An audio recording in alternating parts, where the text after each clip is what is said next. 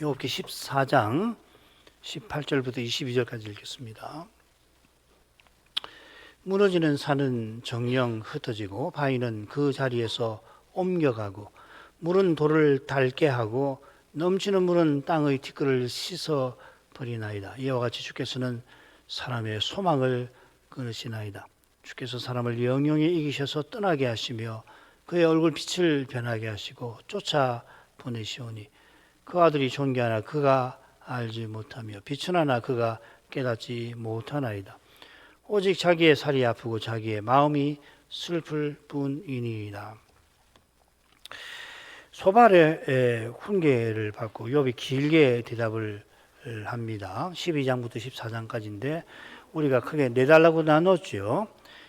첫째 단락, 마지막 단락에서는 욥이 하나님의 진노 아래에 있는 자신의 현실을 다루고 있습니다. 방금 읽은 부분도 그렇죠. 그런 현실에서도 욥은 죽음을 각오하고서 하나님께 나가 아뢰고자 하죠. 이게 두 번째 단락이 됩니다. 죽음을 각오하면서 욥은 구원을 확신하는 말을 하기도 합니다. 자, 그런 욥이 셋째 단락에서 곧바로 하나님께 가까이 하는데 장애되는 이 죄의 현실과 씨름합니다. 우리가 지금 이 부분을 살피고 있는데 이 주제가 이 셋째 단락, 골격 첫째, 셋째, 닷째 부분에서 주로 다뤄집니다. 죄가 거기 나오죠, 그죠? 죄에 대해서 또 14장 4절에서도 죄라는 말은 나오지 않지만 하나님이 이 죄인을 의롭게 하신다는 표현이 거기 나오고 오늘 살필 부분도 뭐 그렇습니다. 그리고 이제 둘째와 넷째 부분에서는 타락 이후에 그 연약한 인생, 그 삶의 그 허무함을 호소를 하죠. 자, 이 넷째 부분을 우리가 살피는 중입니다. 둘째 부분과 이 넷째 부분에는 식물의 이미지가 나오지요. 둘째 부분에서는 연약한 인생이 피었다가 시드는 꽃과 같다 했는데 넷째 부분 이제 살필 부분에서는 죽은 것 같은 식물이 다시 사는 데 비해서 인생은 그보다 못하다, 무상하다는 걸 강조하게 될 겁니다. 7절부터 9절 읽겠습니다. 나무는 소망이 있나니 찍힐지라도 다시 우미 나서 연한 가지가 끊이지 아니하며 그 뿌리가 땅에서 늙고 줄기가 흙에서 죽을지라도 물 기운에 우미도 없고 가지가 발하여 서로 심은 것과 같거니와. 욥이 식물에 빗대서 자신의 식물에 견주어서 자신의 공고함을 토로합니다. 우선 한글 개역 성경은 7절부터 12절이 하나님께 아뢰는 기도라기보다는 친구들에게 말하는 변론처럼 되어 있죠, 그죠? 그런데 바로 앞에 6절까지 또 13절 이후부터 여호와께 드리는 기도로 되어 있으니까 이 중간 부분도 기도로 보는 것이 자연스럽고 그렇게 존칭을 붙여서 읽어보시면 좋겠습니다. 짝을 이루며 같은 주제를 다루는 이 둘째 부분도 기도문이었죠. 나무는 소망이 있나이다 하고 아래입니다. 그러니까 기도문이니까 하나님 나무는 소망이 있나이다. 나무에게 있는 소망은 죽은 것 같아도 다시 살아나는 거죠. 얼른 둘째 부분에서 꽃이 피어 곧 시든다라고 하는 것과 달라 보입니다. 그런데 나무가 도끼에 찍혀도 다시 우미도 없고 가지들이 돋아난다 여기까지만 말하지 나무가 꽃을 피우고 특히 이 열매 맺는다 뭐 이런 이야기는 여기 언급하지 않습니다.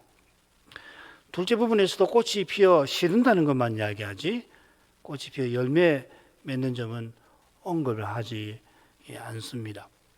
시편의 악인이 형통해서 무성한 나무 같지만 결국 거기 나무가 있었던가 할 만큼 완전히 사라진다는 말씀이 생각납니다.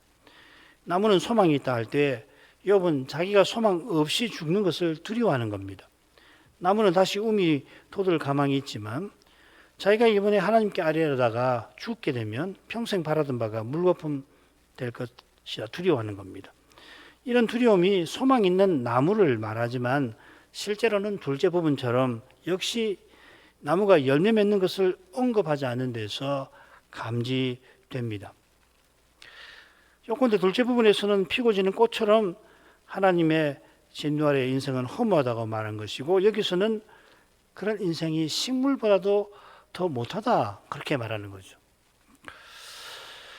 10절부터 12절 사람은 죽으면 소멸되나니 그 기운이 끊어진 즉 그가 어디에 있느냐 물이 바다에서 줄어지고 하수가 잦아서 마름같이 사람이 누우면 다시 일어나지 못하고 하늘이 없어지기까지 눈을 뜨지 못하며 잠을 깨지 못하느니라. 하나님께 호소하는 말로 있는 게 좋습니다. 그래야 이업의 심정 그리고 이 성경의 교훈 헤아리는 데 도움이 될 겁니다. 그게 어디 있나이까 잠을 깨지 못하나이다. 뭐 이렇게 있는 게 좋겠습니다. 식물과 달리 사람은 죽으면 소멸됩니다. 이렇게 알려죠. 소멸된다는 번역이 조금 셉니다. 이 낱말은 약해진다, 땅에 엎드려진다, 엎드린다 이 말입니다. 아마 후반절의 내용을 고려해서 약해져서 결국 사라진다. 어디 있느냐 했으니까 결국 소멸된다, 없어진다 이렇게 새긴 것 같아요. 욥이 사후 존재 소멸을 말하는 건 아닙니다. 그건 성경적 교훈하고 안 맞죠. 당장 13절에 보면 하늘이 없어지기까지 다시 일어나지 못하고 눈 뜨지 못한다 했죠. 그러니까 13절 내용은 시신에 해당하는 거죠. 그죠? 무덤이 열려 시신이 일어난 일이 주님의 십자가 부활 때 있긴 하죠. 부활 때 무덤이 열리고 십자가 때 무덤이 열리고 부활 때 성도들이 예루살렘 죽은 성도들이 일어나서 예루살렘을 들어오고 그러지 않습니까? 그때 일어난 성도들도 얼마간 살다가 다시 죽었습니다. 재림까지 신자의 몸은 무덤에서 부활을 기다립니다. 소위 문답은 우리의 시신이 그리스도와 연합된 상태에 있다고 고백하면서 우리의 시신이 하늘에 들어간 우리의 영혼과 더불어 여전히 우리의 정체를 이룬다는 걸 보여줍니다. 주님이 죽은 지 나흘이나 되는 그 나사로 무덤 입구에서 나사로야 하고 부르셨습니다. 우리의 죽지 아니하는 영혼이 인간의 정체를 이루는 본질이고 몸은 그렇지 않다 하는 생각은 성경의 교훈과 다릅니다. 이게 참 특이한 가르침이에요. 사실 이런 가르침을 찾기 어려울 겁니다. 욥이 자기의 죽음을 언급하는 것은 자기가 평생 살면서 바라던 것이 물거품 될까 봐 두려워하는 마음과 붙어 있는 겁니다. 식물은 사람 보기에 죽었다가 다시 우미돋아 열매 맺을 가망이 있지만 사람은 그렇지 못합니다. 기운이 끊어진 즉 그가 더는 이 세상에 있지 아니한 겁니다. 그것으로 그의 일상 끝나고 그 결과도 결정되는 것이죠. 사람이 죽으면 더는 세상에 있지 아니한 것처럼 물이 바다에서 줄어지고 하수가 잦아서 마름 같다 하였습니다. 욥이 말하는 바다는 사이 같은 호수일 테고 하수는 건천 같은 시내를 가리킬 겁니다. 우기에는 범람하는 시내가 건기가 되면 바싹 마르듯이 그러면 그 물기운에 돋던 식물도 말라버릴 겁니다. 그처럼 사람이 죽으면 걸어서 일상이나 목적을 더 이상 이루지 못하는 것입니다. 그 다음을 가죠. 13, 14절 주는 나를 음부에 감추시며 주의 진노가 실 때까지 나를 숨기시고 나를 위하여 기한을 정하시고 나를 기억하옵소서. 사람이 죽으면 어찌 다시 살리이까? 나는 나의 사는 모든 날 동안을 참고 너희기를 기다렸겠나이다. 이 부분은 15절도 마찬가지로 그런데요. 욥의 처절한 소원을 담습니다. 소원이라 여기 이제 기억하옵소서 소원하는 바를 간구하는 형식으로 번역을 했는데 기다렸겠나이다 라고 새겼죠. 그게 참 특이한 번역입니다. 실제로는 일어날 수 없을 일을 욥이 바라는 겁니다. 그만큼 처절한 거죠. 그래서 좀 번역을 좀 바꿀 필요가 좀 있을 것 같아요. 주께서 나를 음부에 감추시고 주의 진노가 쉴 때까지 나를 숨기시고 나를 위하여 기한을 정하시고 나를 기억해 주셨으면 얼마나 좋을까요? 사람이 죽으면 다시 살리니까 내가 나의 싸우는 모든 날 동안을 참고 놓일 때까지 기다릴 수만 있다면 얼마나 좋을까요? 이렇게 지금 표현하는 겁니다. 지금 욥이 여호와께서 자기를 음부에 감춰주실 것을 소원하잖아요. 그렇게 소원하는 목적이 뭐냐면 주의 진노를 피하는 데 있습니다. 하나님의 진노를 피하려고 진노하시는 그분께 자기를 음부에 감춰달라고 소원합니다. 아니 하나님의 진노를 피하는데 음부라고 하는 건 죽어 사는 곳 아니에요. 거기 감춰달라고 하는 것이 얼른 이해하기 힘들잖아요. 욥이 설마 그런 일이 가능하다고 생각하고 지금 구하는 거 아니겠죠. 나를 잠시 사람 죽는데 거기다 놔두셔서 하나님의 진노가 지나갈 때까지만 그렇게 두게 해주십시오. 그게 가능하다고 지금 밝히 아뢰는 거 아니잖아요. 그러니까 얼마나 처절하면은 그런 소원이 나오는 거란 말이죠. 이 처절한 소원이 실은 욥의 믿음의 비밀을 드러냅니다. 하나님께서 죄인을 의롭다고 하실 때에 불의하신 게 아니라 도리어 지극히 의로우신 그 비밀이 하나님 그분께서 죄 있는 육신의 모양으로 십자가에 달리신 거기 있는 거 아니에요. 사람이 스스로 구원 얻지 못하듯이 죄인이 하나님의 진노를 피할 길은 그분의 사랑에 있습니다. 욥이 지금 하나님의 사랑을 누리지 못하고 오히려 하나님의 진노를 두려워합니다마는 죽기를 각오하면서까지 하나님께 나아가려 하는 것도 실은 욥이 헤아리지 못하는 하나님의 사랑에 있는 겁니다. 사실 우리가 하나님 사랑을 얼마나 깨닫고 있습니까? 그리스도 안에 있는 하나님 사랑에 관해서 우리가 하루에만 놓고 보면 얼마나 생각을 합니까? 우리의 생각이나 깨달음이나 심지어 우리의 구하는 것보다 하나님 사랑은 비할 수 없이 넓고 깊고 높습니다. 욥의 경우는 물론 매우 이례적이긴 합니다만은 욥이 얼마나 하나님을 사랑하는지 욥기 처음에 그의 번제에서도 엿볼 수 있듯이 욥의 순전함에 비추어서 욥의 처지는 지금 그가 하나님께서 진노하신다고밖에 생각할 수 없을 만큼 우리 범인의 경험과 생각을 훌쩍 넘었습니다. 그런데도 욥은 자기가 재난과 정죄를 당하는 영문을 알고자 합니다. 이건 그저 억울해서 죽기 전에 이유라도 한번 알아보겠다는 게 아니고 하나님의 종으로서 하나님께 마땅히 구할 바를 깨달아 아뢰고자 하는 거죠. 이런 마음이 실로 고결합니다만은 하나님께 아뢰를 엄두가 나지 아니하는 처지에서 이 고결한 마음이 연약하니까 인생이 속에서 흔들리는 것입니다. 하나님만 구원과 해답을 주시는 줄 알고 틀림없이 해답이 되어 주실 것을 확신하면서도 진노하시는 하나님, 착각이긴 한데 그분이 더 진노하실 것 같은 생각에 차라리 아직 확신이 내 속에 있는 이대로 그냥 내 목숨 거둬가 주셨으면 바랄 지경인 것입니다. 자, 이런 상태에서 욥이 처절한 소원을 아뢰는 겁니다. 욥은 예컨대 하나님께 자기 사정을 아뢰기 위해서 하나님의 진노에서 잠시라도 벗어나기를 간절히 바라는 겁니다. 바로 앞에도 그거죠, 그죠? 하나님 두 가지 꼭 구할 테니 들어주십시오. 그거 똑같은 이야기죠. 나를 위하여 기한을 정하시고, 기한을 정하신다는 표현이 5절에 나왔죠. 거기서는 진노 아래 있는 인생이 순식간에 끝난다는 것이었는데 여기서는 진노 아래 있는 기한을 정해 주셨으면 하는 것 같아요.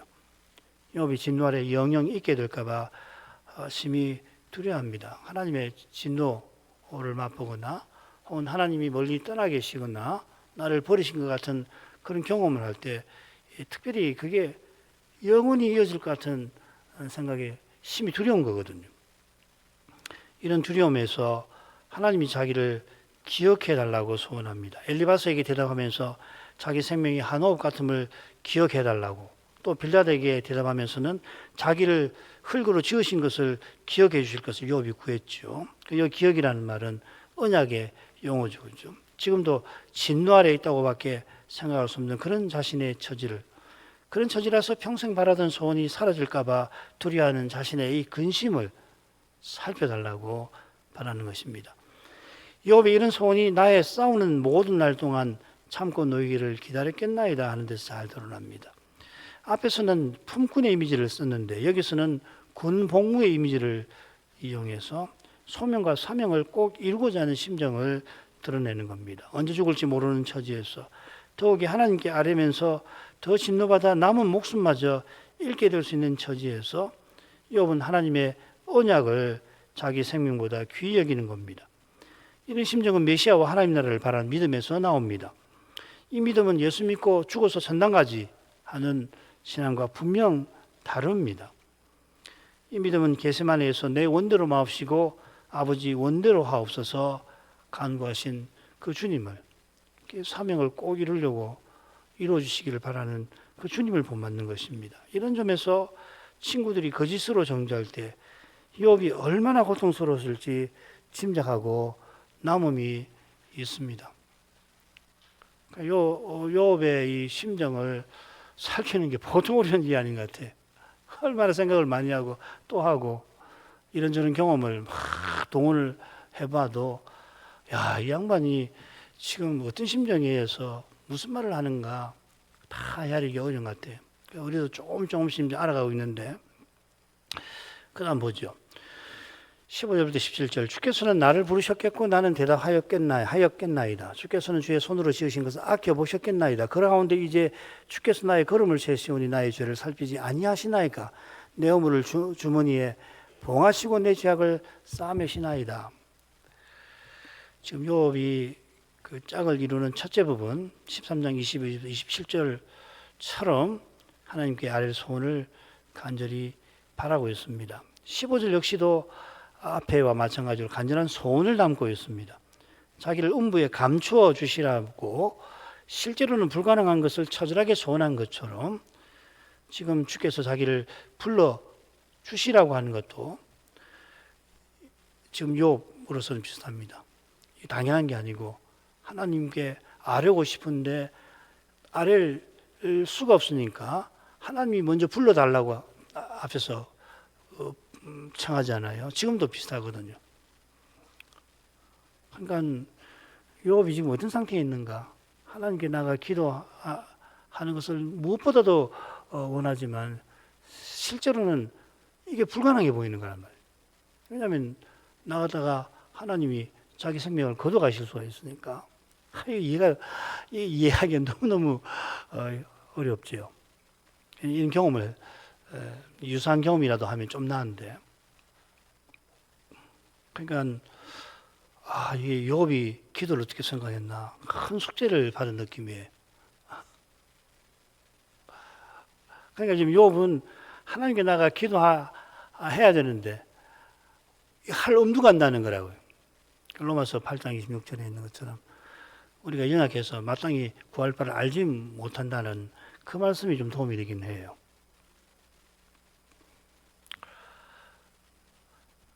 첫째 부분에서 자기가 구한 대로 두렵게 마옵시고 두 가지를 구한다고 그랬죠. 결국은 두렵게 마옵시고 지금 제가 느끼는 이 공포에서 조금이라도 벗어나서 제발 하나님께 아뢰 수 있을 만큼만 나를 진노해 주시고 이 말이죠. 나를 부르소서 나로 말씀하게 하옵소서. 앞에서는 아뢰기를 소원했는데 그게 불가능해 보니까 불러달라고 하는 거예요. 하나님 나를 불러주십시오. 제가 한 말씀 아랠 수 있게 해 주십시오. 그 말이죠. 자기가 간절히 바라는 대로 하나님께 나가 아랠 수 있게 하나님이 자기를 불러주시기를 소원합니다. 하나님께서 만왕의 왕이신데도 그런 분이 자기에게 진노하신다고 생각하니까 너무너무 어려운 처지죠. 그 옆에 그 문장은 지워버리십시오. 제가 필요 없는 말을 쓴 것 같습니다. 자, 이런 내용에 비춰서 15절은 이렇게 새기는 게 좋아요. 주께서 나를 부르시고 내가 대답하기만 된다면 주께서 주의 손으로 지으신 것을 아껴주셨으면 얼마나 좋을지요. 주의 손으로 지으신 것은 욥 자신을 가리킬 겁니다. 10장 8절에 보면 주의 손으로 나를 만드사 백체를 이루셨거늘 이제 나를 멸하시나이다. 욥이 나를 멸하신다고 하는 것은 곧 죽게 되는 것만 아니라 평생 믿음의 길을 걸으며 바라던 거 다 물거품처럼 되는 걸 가리킬 겁니다. 이런 내용에 비추어서 주의 손으로 지으신 것을 아껴보시기를 바라는 것은 자기 삶이 허망하게 끝나지 않도록 좀 더 구체적으로 말하면 자기에게 주신 그 거룩한 사명이 꼭 이루어지도록 어떤 방식으로든 그걸 간구하는 거겠죠. 이렇게 소원하는 이유가 이제 주께서 나의 걸음을 세시오니 하는 표현에 나옵니다. 걸음을 세신다는 건 철저히 감찰하신다는 것입니다. 이 사실에 압도되어서 욥이 하나님께 나아가기가 두렵습니다. 이런 두려움에서 욥이 스스로는 불가능해 보이는 소원을 아뢰는 것이죠. 도무지 될까? 하나님께 아뢰 수 있게 하실까? 그런데도 아뢰게 해주십시오. 아뢰 수 있도록 해주십시오. 나를 불러주십시오. 대답하게만 해주십시오. 그럼 얼마나 좋을지 모르겠습니다. 그 말이죠. 나의 죄를 살피지 아니하시나이까 하고 새긴 것도 욥의 소원으로 보는 게 좋습니다.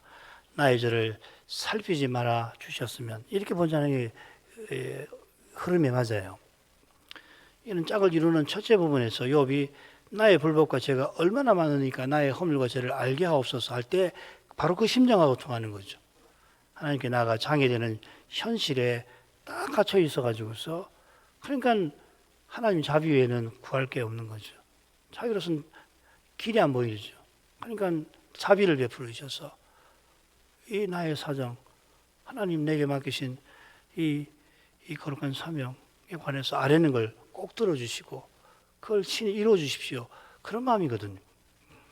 17절 역시도 욥의 처절한 소원을 보여줍니다. 내 허물을 주머니에 봉하시고 내 죄악을 싸매 주셨으면. 14장 4절에서 하나님께서만 이 더러운 곳에서 깨끗한 것을 내실 수 있는 분이라는 걸 고백했죠. 이 고백에 의해서 지금 하나님께 나갈 길을 간절히 구합니다. 허물이나 죄악, 이거 하나님께 나갈 수 없는 상태를 가리키는 거거든요. 눈앞의 현실은 그 길이 열릴 것처럼 보이지 않습니다만, 하나님께 호소하시지만 듣지 않으시고 응답하지 않으실 것처럼 보이지만은, 그런데 욥의 영혼이 하나님을 부르는 것입니다. 이런 욥의 기도를, 욥의 고난을 하나님이 쓰셔서 그 길을 친히 열어 가십니다. 사실 욥이 간절히 바라는 걸 하나님은 참으로 기뻐하십니다. 이 사실이 아브라함과 사라들어 이삭 낳게 하신 데에서 잘 드러나죠. 두 부부는 자식 낳는 일은 물론이고 특별히 언약 이루는 일에 죽은 자 같은 그때에 하나님이 친히 찾아오셔서 약속을 믿게 하시고 믿는 그들에게 약속을 친히 이루어 주셨습니다. 하나님이 자식 낳게 하겠다, 많은 나라의 아비가 되게 하겠다 약속하실 때 아브라함은 이스마엘이나 주의 앞에 살기를 원하나이다 할 뿐이었습니다. 그러니까 하나님께서 아니 네 낳을 아이 이름을 이삭이라고 하라고 알려주셨습니다. 어디 그뿐입니까? 아브라함이 기근을 만나 그랄로 내려간 때 아이 가진 아내를 누이라고 그랄 왕에게 속일 때 대체 어떤 일이 일어날 뻔했습니까? 하나님께서 자식을 낳게 하실 뿐 아니라 언약도 이루게 하셨습니다. 욥이 처절하게 소원하는 거기서 하나님께서 친히 메시아 보내시는 일을 얼마나 신비하게 이루고 계셨는지 모르겠습니다. 욥이 하나님께 나아갈 엄두를 내지 못하면서도 하나님께 아뢰고 있듯이 하나님께 주신 소명을 이루고자 간절히 바라는데도 정작 음부의 자기를 잠시 감춰 주셔서 하나님 진노나 잠시 피할 수 있기를 소원할 뿐입니다. 인생은 얼마나 연약합니까? 이렇게 위대한 인물도 그 현실에서 얼마나 연약합니까?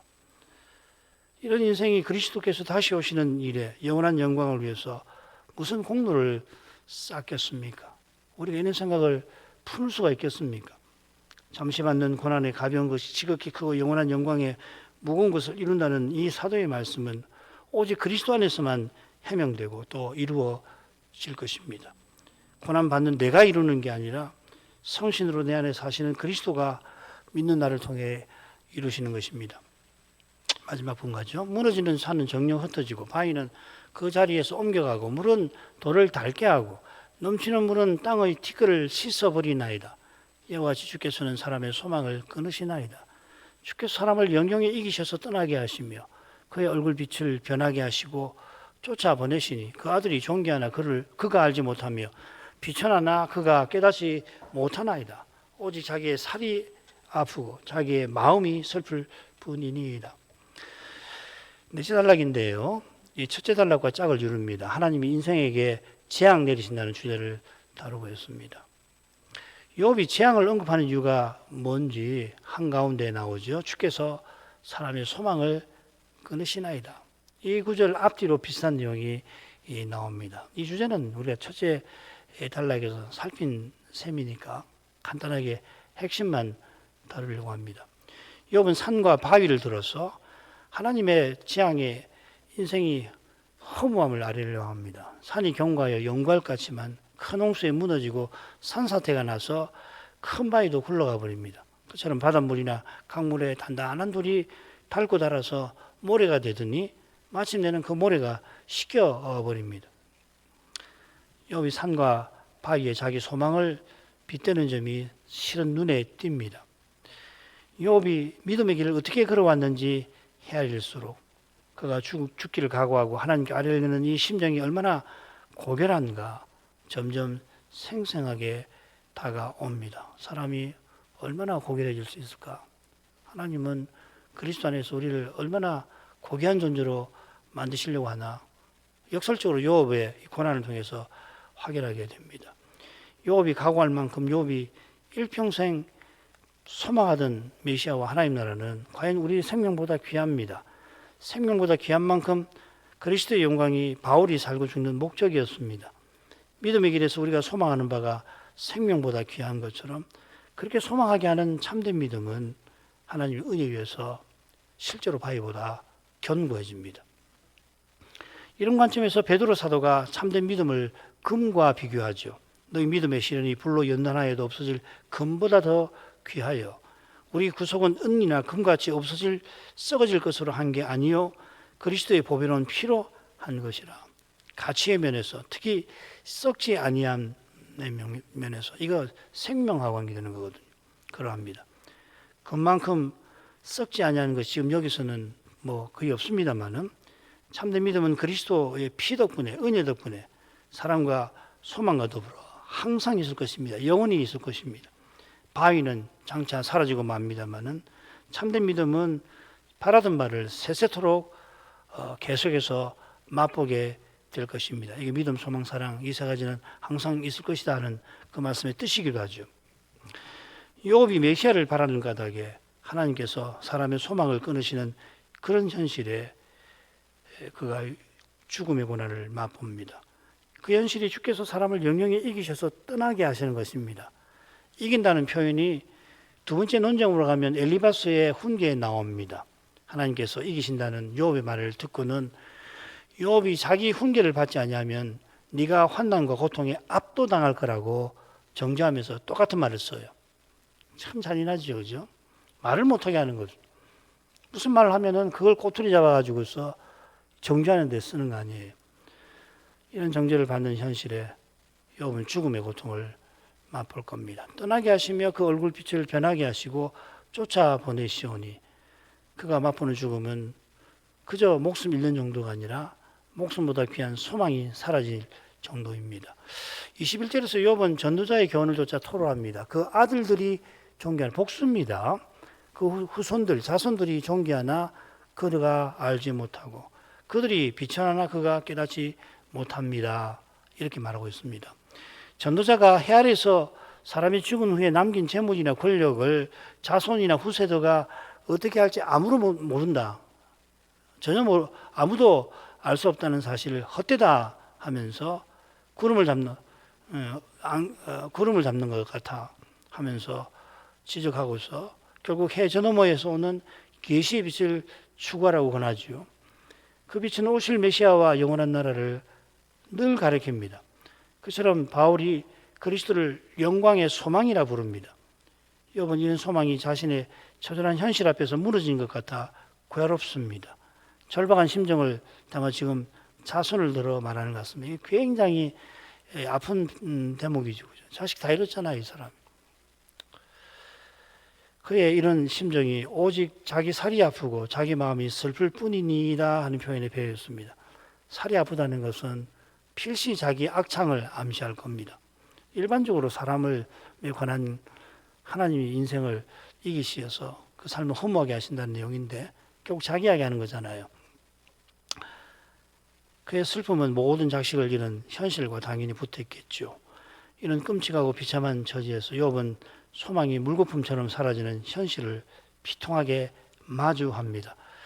이보다 비통할 수 있을까 싶을 정도입니다만은 그러나 그 절실함, 생생함, 그 강렬한 만큼 욥이 믿음으로 마주합니다. 이런 힘은 사람에게서 나오지 않습니다. 선자인 욥 안에 그리스도 영이 계셔서 역사하고 계셨던 겁니다. 성신의 사역이 실로 신비해서 욥이 그 현실에서 미처 헤아리지 못하는 것처럼 여호와께서 성신으로 욥이 소망하는 바를 친히 이루고 계셨습니다. 이 신비한 방식으로 믿음으로 죄와 죽음의 현실을 정직하게 마주하는 사람 안에서 틀림없이 성신님은 말할 수 없는 탄식으로 하나님 뜻을 좇아 그를 위하여 간구하십니다. 말할 수 없는 탄식, 우리가 식별할 수 없는 그 언어로 포착되지 않는, 따라서 우리 안에서 성신께서 탄식하시는데 우리는 모르는 거죠. 인생이 연약해서 당장에는 일생 소원하던 바가 다 무너질 것 같아서 낙담하고 좌절할 수밖에 없습니다만은, 그런데도 말씀과 어긋나 보이는 눈앞의 현실을 어떻게 해봐야지 하고 사람의 힘과 꾀를 쫓지 아니한다면 그건 내주하시는 성신의 역사하심 덕분일 것입니다. 가장 소극적으로 보이죠. 그렇지만 이게 쉬운 게 아닙니다.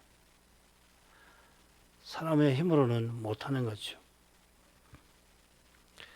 성신께서 다시 오실 그리스도를 더욱 바라게 하실 것입니다. 더욱 바라는 바로 그 소망, 그 믿음이 이미 해답에 속합니다. 이 신비한 진리와 복된 진리를 깨닫고 맛보기까지 욥처럼 아파야 하고 슬퍼야 할 겁니다. 이만큼 하죠.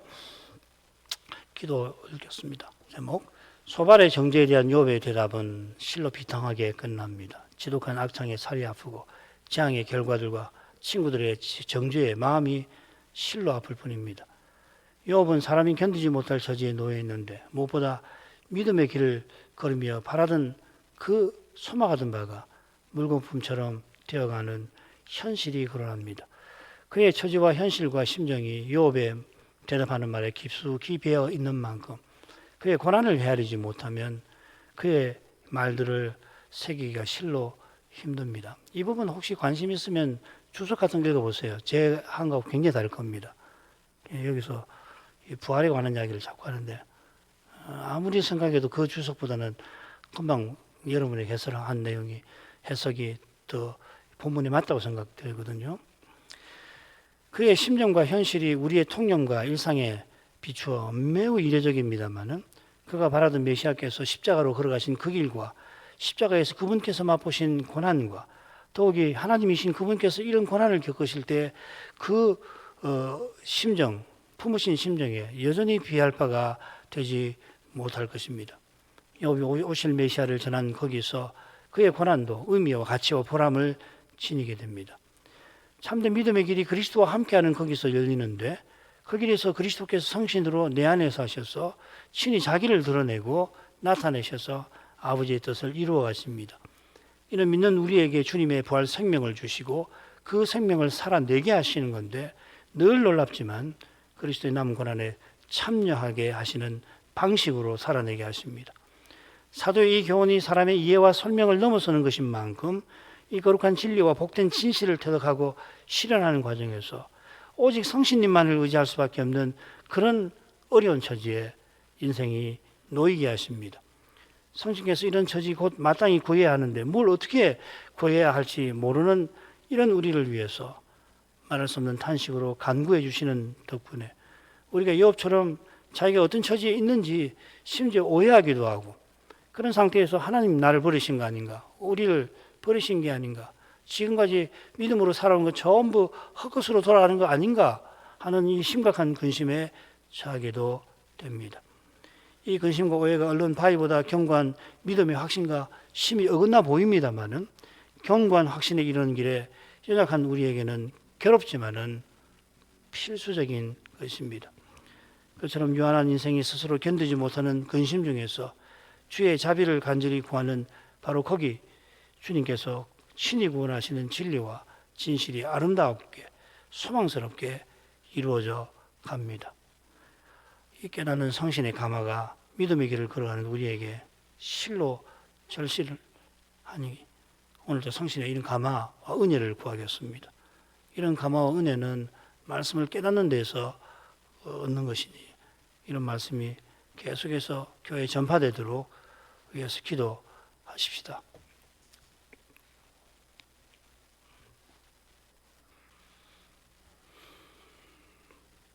기도하겠습니다. 걸어가신 아버지, 이 시간 소발의 정죄에 욥이 대답하는 데서 참된 기도에 관하여 욥을 통하여 하나님 행하신 일에 관하여 조금 더 살피게 해주셔서 감사드립니다. 욥이 겪은 끔찍한 재앙들과 그 재앙의 비참한 결과들, 또 친구들의 잔인한 정죄가 우리 평범한 신자의 경험과 생각을 훌쩍 넘어서는 그만큼 욥이 상상하기도 힘든 그런 처지에서 하나님께 호소하는 그 내용과 호소하는 그 심정과 심경을 헤아리는 것이 쉽지 아니함을 고백합니다. 그만큼 욥의 고난이 매우 이례적인 것이고, 그처럼 그런 처지에서 드리는 욥의 기도 역시 우리가 늘 생각하는 것을 넘어서는 면들이 있습니다만, 그렇다면 우리 주님께서 겪으신 고난과 특히 겟세마네에서 드리신 기도가 얼마나 신비하고 거룩하고 놀라운 것인지 저희가 모를 수가 없게 됩니다. 과연 주님의 고난과 기도에 관하여 사도와 선자가 교훈한 바가 있고, 교훈하신 그것을 저희가 조금씩 깨닫게 해주신 사실이 있어서 얼른 욥의 고난과 기도에 관하여 헤아리기 힘든 그런 점에 관하여서도 마침내는 그것이 위대한 종들에게만 해당하는 것이 아니고, 누구든지 그리스도를 참으로 믿고 그리스도를 드러내고 나타내는 거기서 그 범위와 강도는 분명 다르지만 본질에서 그리스도의 고난에 참여하는 점에서 욥의 고난과 기도가 오실 메시아를 위하여 쓰임 받았던 것처럼 우리의 기도와 고난도 주님의 재림과 장차 주실 영광에 쓰임 받는 점에서 근본에서는 다르지 않다는 것을 차츰 깨닫게 하십니다. 참으로 믿음의 길에 행하는 이가 결코 적지 아니합니다만, 그 길에 행하는 이마다 각각 그리스도의 각별한 은혜를 또한 맛보게 하시나이다. 그리스도께서 우리의 구원을 위하여 십자가에 달리실 만큼 고난 받으셨고, 아버지께 버림받으실 만큼 저주와 진노를 받으셨고, 우리의 죗값을 위하여 더 받으실 고난이 전혀 없으시며, 세상에서 받으신 고난도 택하신 자의 구원에 넉넉한데도 부활하신 후에 신비하게 우리와 함께 고난 받으시는 그 뜻에 관하여 바울이 자신의 삶과 사명 수행을 통해서 실증하며 교훈한 바를 저희가 모르지 않도록 더 살피도록 이끄십니다. 사도가 날마다 모든 교회를 위한 염려 속에 짓눌리는 고난을 겪게 하신 거기서 주님이 다시 오시는 날까지 주님의 교회를 어떻게 세워나가시는지, 우리의 구원을 어떻게 완성에 이르게 하시는지 살펴보게 하십니다. 이런 교훈의 빛에 비추어 욥의 고난을 더 헤아릴 수 있게 해주셔서 하나님께서 연약한 인생을 통하여 친히 구원을 이루시는 그 신비를 저희도 맛보게 하여 주옵소서. 그 신비를 참으로 맛보기까지 그 과정에서 욥처럼 아픔과 슬픔을 피하지 못할 것이오나, 그러나 거기 이미 하나님 나라의 참된 평안과 기쁨이 임하게 하시는 것을 놓치지 말게 하여 주옵소서. 다만 인생이 연약함으로 이제도 아버지의 무한 자비하심을 간절히 구하나이다. 예수님 이름으로 기도합니다. 아멘.